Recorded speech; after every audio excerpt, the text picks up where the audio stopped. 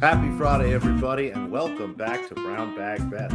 Powered by BetSperts, we are your daily dose of quick hit handicapping and sports betting picks. I'm Alex Christensen, and joining me, as always, Mr. Andy Molitor. How was the first round of the PGA for you? Good. I have a Rory ticket. He is leading. He is still leading, which is good. So that part was nice. Some of the other stuff was not as nice. Watching some of the struggles in the afternoon were fine, but I tailed my guy Noonan on the top 20 Cam Smith first round.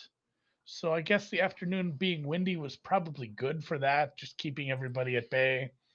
Most of my other outrights are kind of shit right now. I was gonna say Cam Smith is my second best outright, 3 shots back, but he's an afternoon round, just like Rory. They'll have the easier draw.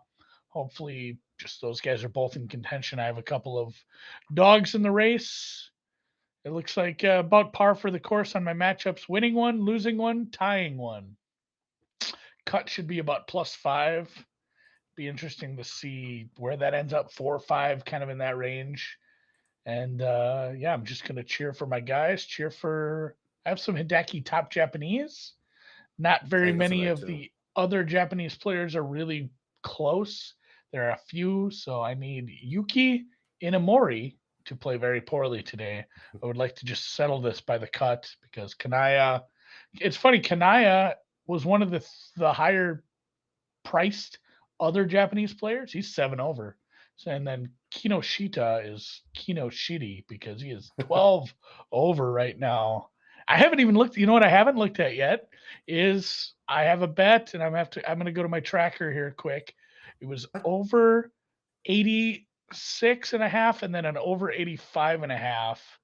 And right now we have a guy who is 11 over through 12. So that means if that's stuck, that's an 81. So he has 6 holes to lose like 5 or 6 strokes for me. Got another fellow who's 8 over through 12. There's somebody who's 6 over through 8. So I'll be you guys watch the top of the leaderboard. I'll be watching the bottom for some of those That's a props. fun bet. Luckily, yeah, they didn't let me bet much on it, which is probably for the best for things like this because it's not a U.S. Open. There's not quite as many of these club pros, but yeah, it's going to be a good weekend. We're at the point we talked about early in the week where basketball is, every other day we have one game, which is, I don't know, from a standpoint of like the discussions that go on and the chats and the content, maybe it's better because you can really hyper focus in on a game and break some stuff down. Some of the guys that we talk to are really, really zoned in on player props. That's fun. I play all those just because I love to cheer. If I don't have a side, which it's very rare that I don't have a side in these games now, tailing somebody, but I love cheering for a prop too. And I think the last few games, it's been like last night, I tailed someone on the Warriors, but I also had a prop on a Heat player. It was, or is that even right? That's not what I meant. Who played last night? The Celtics. No, we had I Bam played. rebounds under. Yeah. Oh no, I had that Hero assists over as Oh, you well. went Hero Assist over too. So I'm cheering for Hero, but also the Celtics. That's what it was. So a lot of it has been betting on both sides of a game and somehow coming smelling like a rose. So I hopefully that continues, and we'll look at starting with tonight for Mavs Dubs. You are confused as I am on this one. You mentioned that it's the fun part of handicapping the NBA season because if you have a model and a normal process, you pretty much spit out the same number every game. So, short of looking at some technical analysis and seeing where the market has moved the first couple games or so, and taking into account injuries, it really is more of a subjective handicap. You get a chance to look at matchups. It's actually much better for people who do have a good eye to watch basketball. And some of the guys that we talked to, I know, are basically just subjective handicapping at this point. And you look at tonight's game, the Warriors had a spectacular game one. There's no reason to think that they won't have a great game. I mean, they shot 56% from the field. only 34% from 3-point land. Could have had a better night, honestly, shooting from the free throw line. And at the same time, Dallas had just a tremendously poor night, 36% from the field, less than 23% from three. Dallas did win the possession battle, and I continue to like them in this series. I mean, we're in good shape with our bet. The Warriors won the first game, and we've got plus 500 in our pocket. The Mavericks are, I think, around plus 350 or so right now. So did well there, but I see no reason not to back the Warriors, but at the same time, I like the Mavericks. I think that at the end of this game, it might get pretty close, and I wonder if they can steal it tonight. But some very sharp people are loading up on this 6, and as you can see, it's starting to creep out a little bit. So maybe look at a Warriors bet. I might look at some Warriors alt spreads, honestly, and then if the Warriors get out big, I'll come back on Dallas live here. So just curious to see what the Mavericks honestly look like. They were just pitiful in that first game, and if they come out with a little bit of energy and I can get a better number live, maybe I'll try something like that. And I like to hear that you're doubting yourself is probably the wrong word, but like you're rethinking your prior convictions. Prior convictions. That would be your rap sheet if you were a criminal. Like you're anchoring to how you felt about the series before it started. And it's always good to kind of re-examine, like maybe I was right, but how it's hashing out, it's my my prognostication pre-series is kind of wrong at this point, and I need to adjust to that because I think there were a lot of people that were pretty high on the Mavs and saw that first game and maybe have had to rethink it a little. I don't know, like it just to me, casual NBA Andy, just doesn't feel like you're gonna get. I don't know how many more bad Luca games would you need for this to be a bad like if you get 2 more bad Luca games, it's over essentially. You need good Luca games, and I don't even know if you get one more of those. It's just not what we've seen in the previous round. It's not I don't know. Is there something to be said for the Warriors scheming against him, or why do you think Luca had? He had like 20 points and 7 rebounds. It's not like he had a bad day, but bad day for him. What do you think where do you think that came from? A little bit of it is scheming. If you look at these series, Luca generally has a rough first game or so. I think it takes Sure. him some time to adapt to the defense, and maybe it takes kids some time to make adjustments. And Dallas plays so well at home. I'm a little concerned, and I wonder if maybe we didn't see Luca giving his absolute very best effort. And not that somebody drinking a beer in the afternoon before a game is a problem or anything. It's just you look at some of these other guys, nobody else is probably doing that. So again, not that Luca wasn't totally locked in, but we've seen him kind of warm his way into a series. And again, we'll see how it goes. I still feel good about the Mavericks. It would be great if they could keep this game close, but I'm going to be more judgmental of them, I think, if things get ugly in Dallas. Sure. I'm fine with that. Tomorrow, I mean, let's talk tomorrow then right away because we're not going to do a show tomorrow. We're going to talk. We'll talk about it now. Celtics-Heat. Is that a over? Did we overreact to the first game, and are we prone to do it again now to the second game? Like, are we? Is it a double overreaction, triple pivot, ready for Saturday? Like, I don't know what to think. Like the Celtics looked like the balls. And The it's the only Celtics are the balls. there's no other reason why the Celtics are the balls, No other and reason they why. looked like they looked like the '96 Bulls. So Heat are very good though. What do we see heading back to Miami tomorrow? I think you're right. There's a little bit of an overreaction to game one without Al Horford, but with Horford back and assuming there's no more COVID issues, this Celtics team is a much better team. It's really tough for Miami to find enough points, to find enough answers on defense when Horford's out there moving the ball around, being that third, fourth guy that can hit the open three. Grant Williams has had a nice series, but he's just not able to kind of fill in that spot on offense where he can move the ball productively and be counted on to hit that. I'm seeing Dan saying no Horford. He played game 2. Is he out for game 3? Is he Well, back? Is he back in the health and protocol? oh, yes, yeah. Thank you. Dan was talking about just game 1, but yeah, no Smart as well.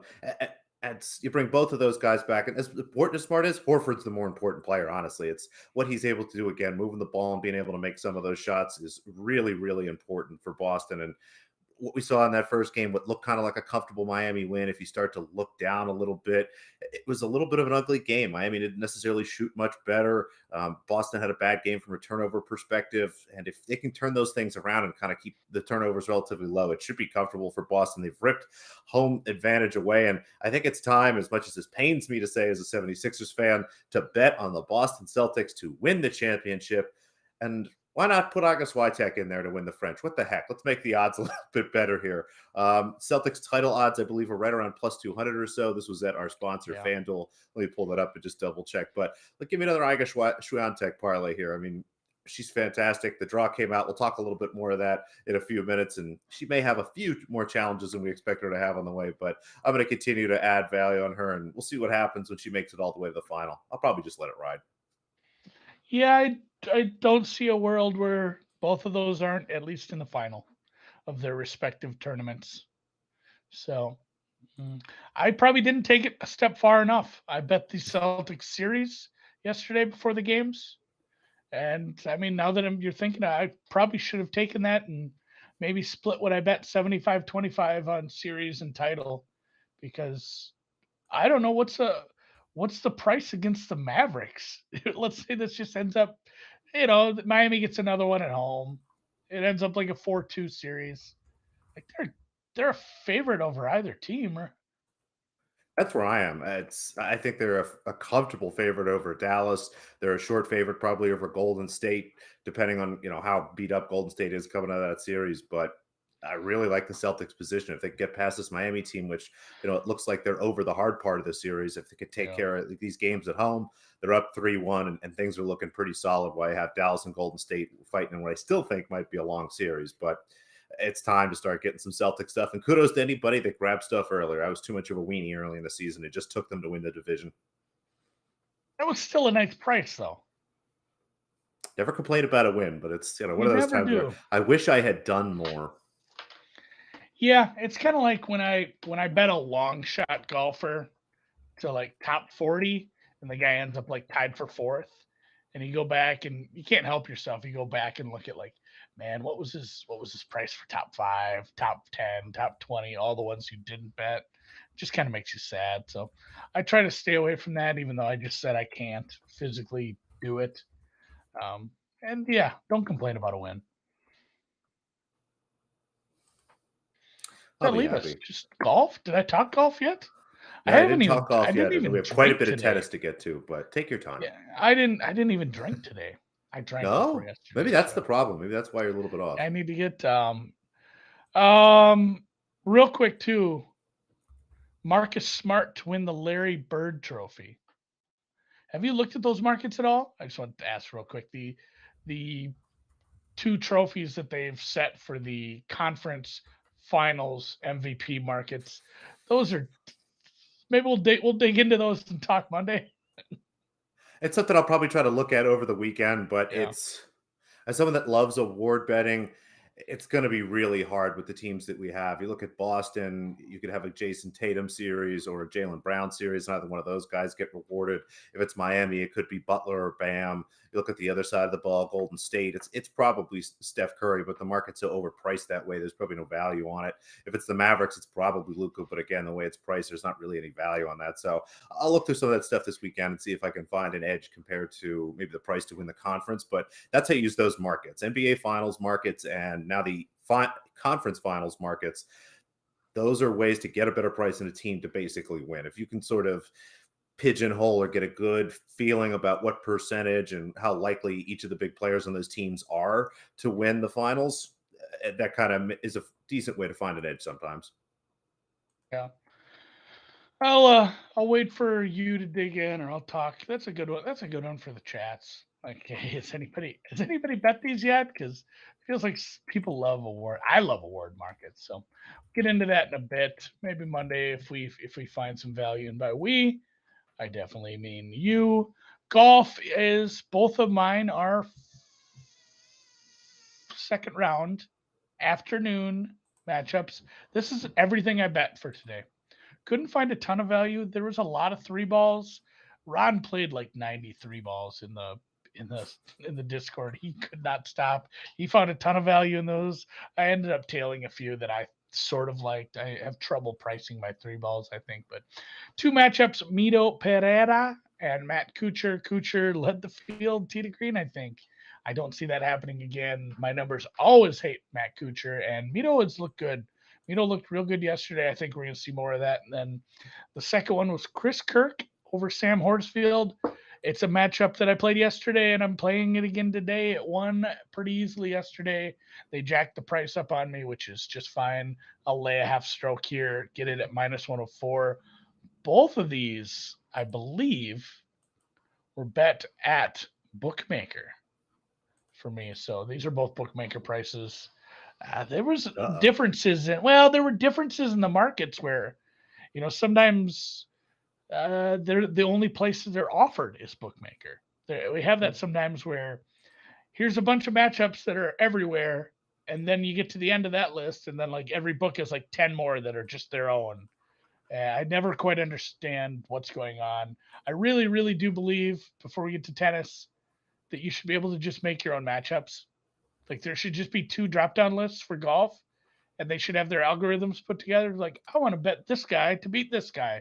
All right, here's your offer. Here's your price. Like the book who invents that? Fuck people. That's like same game parlay. Or you know what? Yeah, that's Make a great idea. Make your own 3-ball, where you can say, I want this guy to beat this 2 players or 3 players, 4 players, whatever. Give me crazy odds. Like this guy has to finish ahead of all these other golfers today. Like that would be the ultimate golf same game parlay. And Michael, bookmaker. I bet them both at bookmaker.eu. And then tennis, French Open outrights, as promised. We already have one in the books today as a parlay with the hated Boston Celtics. I can't make it clear enough. I bet them. I want them to win the series, but I hope TD Garden burns down after the season and everybody in the city gets stubs their toe. Sorry. Oh, I know. I'd say, again, Paul Revere should have slept in, but we move on.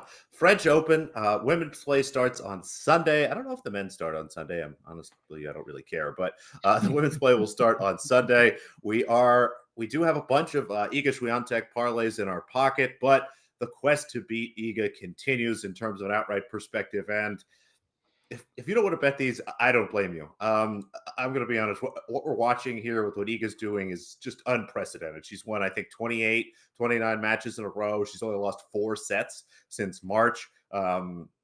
She just might be that good. She might be, we were looking at this outright price to put it in context. This is Rafael Nadal at the French Open like 10 years ago, basically, kind of just past his peak, but an absolute lock to win that. I'm curious to see, honestly, what the prices are on her to win it without dropping the set. But if I look at these outrights and, still trying to put some context around her greatness, I think 3 women have a really solid chance to beat her if they could make it that far. And we'll start with Aryna Sabalenka. I mentioned her earlier in the week. Love her spot in the second draw. She has a handful of really nice early matches where if she's playing solid tennis, that doesn't even really have to be at her best here to make it basically to the quarterfinals. We'll see what kind of pops out. The match before there, the 4th round match, maybe Cassie Keenan can give her a little bit of trouble, or Danielle Collins maybe finds a random hot run on clay, which has happened before, but not for years. So like her, not only just to get to the quarterfinals, but when she gets there, if Badosa can navigate what is kind of a sneaky tough path here. I mean, her first round match should be pretty easy. In the second round, though, she's looking at a qualifier, or Kaha Hooven, who's coming off a finals appearance in the tournament she played this week. Kudermetova lurks there in the 3rd round. In the 4th round, she's probably looking at Rybakina or somebody. So if Badosa even makes it that far, I still like Sabalenka in that match. So looking for her at anything 20-1 or better. Put 22 up here on the board. That's kind of the average price, but there is some 25s out there. Poke around, you can find some 25s. Like her spot. And then the last 2, I'm basically buying what I think are the best potential winners of the 4th quarter. The 4th quarter of the women's draw is wide open. Your seeds: Annette Kontaveit, Garbina Muguruza, Victoria Azarenka, Jill Teichmann, for various reasons, based on recent play, based on injuries, aren't really in any shape or form to win this tournament. Now, Krejcikova is the 2 seed, but we haven't seen her play in months. She hasn't played since Doha, hasn't played any clay tennis whatsoever, but performed very well at this tournament. I believe was a finalist last year, or at least the year before. Is one of the better players on tour when she's playing, and has some opportunity here to work herself in some form. She starts with local Frenchman Diane Parry. That won't be a problem. Maybe Osorio Serrano gives her a little bit of run in the second round. Maybe I'll look at her and just kind of as almost as a hedge bet Osorio in that second round match. But once she makes it past that, it's pretty much smooth sailing until the quarterfinal against Coco Gauff. Goff continues to get better. I mean, really is only losing to top level players. If you look at her last few losses, it's to basically the WTA's top 5, top 10, some of the very best players, and doesn't run into one of those until that quarterfinal there with Krejcikova. I think she has a really nice path. And if I can get either one of those women at the numbers that you're looking at here, Goff, you can find as high as 40. The 48-1 there on Krejcikova is actually at our sponsor, FanDuel. So go grab that now. That is the best number in the market. So thanks to our sponsor for that. But either one of these women, if I can get in the quarterfinal, you put them together. I forget the exact math, but I'm looking at a pretty nice combination there. I like their opportunity to win the semifinal. And again, I've got some stuff laid out here. We can have Sabalenka lose in the semifinals to Iga, and Krejcikova or Goff lose to Iga in the finals. And I'll continue to lose outright, but we'll cash all our parlays. What the heck, Andy? Yeah, I'm fine. I have enough Iga exposure. I was very happy. I mentioned this numerous times since I like to when I get a good number, but found a rogue Iga plus 150 last week. So sitting on not as good as a number as some people got when we had their surprise retirement, but happy with that. Real quick before we get to the matches, the plays, somebody says I missed the best prices on her. Is it still worth it at minus 105? What do you think her true price should be? Because 105, Drew has said that's still playable, I think. I have for true price, and again, it's really hard for me to quantify kind of her greatness at this point, but I think you could make a case for hanging minus 140, minus 150. I mean, there's really only 2 or 3 women that can beat her in this event, and the draw didn't necessarily do her any favors. The big hang up here is she's got Halep in the 4th round, and getting her early is better for Halep. Halep's body sometimes kind of betrays her over the long run, and again, things maybe moved a little bit away of her, but yeah, I don't mind playing some minus 105. Again, you saw I put her together with the Celtics in that parlay, and I believe that was the price I got on her, minus 105, maybe minus 110 in there. And again, I think that's what you do. Try to put it together with some stuff. If you want to play it straight, that's fine too. You also plenty of opportunities late to, kind of hedge or maybe try to find some middles with some game spreads. Sure. All right. Like you said, the first round is nigh. And did you find anything to bet, or is it like the NBA where you just couldn't find something on the card? Well, I mean, there was only line for like 48 matches posted, and there should be more, but they haven't placed qualifiers. So I went through those, and I guess I found a few things, Andy. It's not quite like the NBA, where the more lines there are, the less I bet. But let's start with a total here. Alizé Cornet playing against Misaki Doi. Neither woman very good, especially on clay. Neither's been playing very well, but they tend to play longer matches. As I look at this is just going to be an ugly kind of rock fight, and I think there's maybe a chance we see 3 sets. Didn't necessarily love that, and again, lines have actually been a little bit slow to open up. There's some books actually are still kind of open some of these things up, but you should be able to find them most places. These are still some pretty major markets, so grab the over 19.5. Might add an over 2.5 sets. We'll see as that continues to open there. And let's start with some dogs, spreads, and money lines. Again, I'll go half unit on the money line for these next 3 and a full unit on the spread. Just positions I like, but I'm mostly betting on close matches with a little bit of an upside, a cherry, if you will, if they can actually get it done here. We'll start with Danka Kovinic. She goes against Ludmila Samsonova. Samsonova, I think, being a little bit overvalued for performances on clay surfaces that are unlike what we have coming up these next 2 weeks. When you're trying to handicap the French Open, look at performance at the French Open as well as Rome. Those are 2 very similar courts in terms of how heavy the clay is, the type of ball that they use. Samsonova is a really strong server, and a lot of her success on clay has come on the green clay in Charleston or at altitude or indoor events where that serve is going to be much better. She is not going to be that lucky in this situation. I have this match much closer, so happy to grab Kovinic. Astra Sharma, someone that, again, we don't necessarily think of as a great player on clay and had to go out and clean out her green clay results, but goes up against Gracheva, who one of the most confusing players for me in the market. Continues to be priced as if she's a very good player on clay. I don't see it in performances. I don't see it in numbers. I don't see it when I do tape studies. So happy to grab Sharma here again, just in a match where I really don't understand what the favorite continues to get support. I mean, I do make Gracheva favorite in this match, but not nearly close to the number we have. Victoria Azarenka someone again is still handicapped based on her name. Has had a couple nice performances on clay, but similar to Samsonova, a lot of those have come indoors at altitude, places where her power and serve generally do better. Bogdan, someone who frankly generally plays at lower level events. Maybe a little bit hesitant here. I think there's a chance, honestly, that maybe she just kind of gets blown out here. But I have this number closer to plus 160, plus 170, and I'd have the game spread closer to 3.5. So just a lot of value here. And again, I can sort of piece together what the line looks like based on maybe what Azarenka's previous performances look like at a higher level and who she is. I mean, she's very well respected in Grand Slams, and that's a big part of the handicap. And this is a match, the next one, Luca Bronzetti. I'll just go a full unit on the money line because if she loses to Ostapenko, she is going to lose by a lot. But Ostapenko hasn't won a match in about a month at this point, and none of them have been terribly close. Some really ugly losses there. Bronzetti, again, not the best player in the world, but in solid form, and I think has a chance just to let Ostapenko lose the match, honestly. So happy to grab plus 200. Another overreaction line, Katerina Alexandrova, just having an incredible run on clay. And we do every year see one or two women kind of in the middle of the WTA for some reason pop and have a great run on clay. We saw Konta do it a couple years ago. Alexandrova has done a nice job at some of these smaller events. But again, I don't think in comparable situations to here. And Greetman, again, not a terribly good player, but this number just looks nuts to me. I think that a lot of games for a best of 3. Yeah, best of 3, which should be kind of a service-oriented match. I mean, even if Alexandrova wins 6-4, 6-3, we cover this thing comfortably. So I'm going to hold my nose and grab the 6. And then Osorio Serrano, I mentioned that we might bet her in the second round, even against our outright Krejcikova there, but just has a real nice warm-up match against Harmony Tan, who is just going to get absolutely beat up here. The wild card, they put her right in. Not the person she wants to play. Osorio is more talented, more motivated here. So the actual spread, I believe, is -4 at standard juice. That's fine. Go ahead and play that. I just like the -5 here at this nice price. I mean, I guess there's a chance of a push, but I think if Osorio wins, it's going to be by a lot. So we've got all those going in the first round, Andy, and there were so many matches, and it is a Grand Slam. So I went through and I just clicked all the names that I didn't think could possibly lose, and here's what I came up with. The round 1 can't lose parlay. Now, of course, it could lose. I mean, if we go through each and every one of these, I'm trying to think what the most likely ones here are. The big list I have to go down. I mean, Sakkari's in great hopefully form. It's the final one.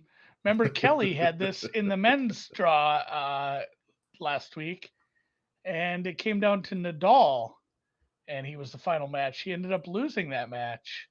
And I remember once it went to the third set, I'm like, I'm just going to cash this parlay out. It's dumb. And it's the one time I've actually cashed out, and then the bet would have lost. So it turned out perfect. But yeah, this is I don't see a loser here. Now, unfortunately, I'm going to go through an order of the draw as opposed to what you see here on the screen. It's just a little bit easier to reference. You've got Halep over Konyuk. Konyuk just not even close to her on clay. I guess maybe Halep could possibly get hurt, but even then, I could see her winning the match. Pegula has been playing much better. I mean, you don't think of her as a clay player, but should absolutely blow out Wang Xiang. Nuria Parisas Diaz, we bet on her a lot. She is another local wild card who is just way outclassed here. Badosa in round 1, Rybakina in round 1, Sabalenka against Paquet. Just bet against Paquet and Ferro every match. It's just been a fantastic plan for the year. Jabeur over Lynette, that's pretty much duh. I mean, again, maybe Jabeur has a little too much fatigue from getting into Rome, but she's had a week off since then. I'm pretty sure she should be all right there, but always a concern. Mahova hasn't been playing a ton of tennis, but again, goes up against a local wild card that's outclassed. Sakkari's going to kill Burrell.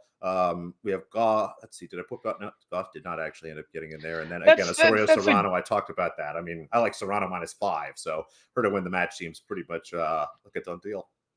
I'm fine leaving Goff out. You know what? I'm going to put Ostapenko in just so I can find a loser. I'm kidding. I'm not going to ruin this. I'm not going to ruin this. So scary. All right. Well, appreciate you guys. Appreciate you all week putting up with a bunch of different shows. We kind of did it a little wild this week, and I don't care. It turned out good. Lots of winners. Dan found both teams to score a winner yesterday, which was pretty nice. And yeah, I will go. I'm going to go watch some golf now. And if you want, please go check out our sponsor, PropSwap. I'm sure they have some PGA Championship tickets you can buy. If you want to get your ticket, sell your ticket, and you can get up to $500 100% deposit match if you use our promo code BetSperts, PropSwap.com. or on your app store under Prop Swap. And for me, Alex, and producer Dan, we'll catch you on Monday. Good luck this weekend, guys.